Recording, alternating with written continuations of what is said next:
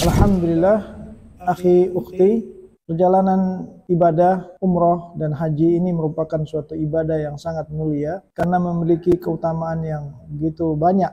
Di antara keutamaan umrah, yang pertama, umrah ini dapat menghapus dosa-dosa dan maksiat. Bagaimana Rasulullah SAW bersabda, "Al-umratu ilal umrati kafaratun lima bainahuma." Umrah yang satu menuju umrah berikutnya dapat menghapus dosa-dosa di antara kedua umrah tersebut. Juga di antara keutamaan umrah dapat mendatangkan pahala yang berlipat ganda. Karena orang yang berangkat umrah, dia solat di Masjidil Haram yang pahalanya 100.000 kali lipat. Satu kali solat 100.000 kali, apalagi jika bersama imam. Begitu juga solat di Masjid Nabawi, pahalanya 1000 kali lipat.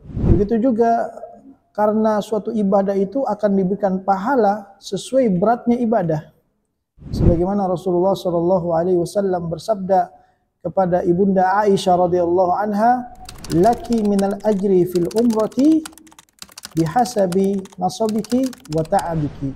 Engkau mendapatkan pahala umrah sesuai dengan rasa capekmu.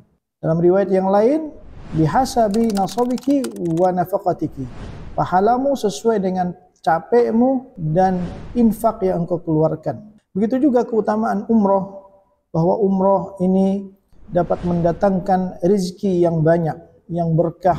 Sebagaimana Rasulullah SAW bersabda, "Tabi'u bainal haji wal umrah, fa innahuma yanfiyanil faqra wal dhunub, kama tanfil kir khabathal hadith." Iringilah amalan umrah dan haji. Iringilah, teruslah menerus melakukan ibadah umrah, karena ibadah umrah dan haji ini dapat menghilangkan kemiskinan dan juga dosa-dosa.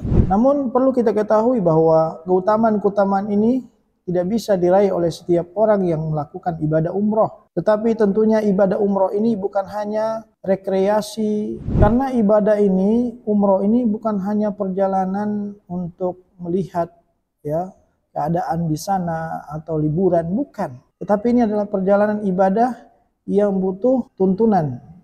Yang mana jika ibadah tersebut sesuai dengan tuntunan Rasulullah SAW dan dijalankan dengan ikhlas mengharapkan pahala dari Allah Subhanahu wa taala, inilah yang akan mendapatkan pahala yang gemilang yang begitu banyak dari Allah Subhanahu wa taala. Barakallahu fikum.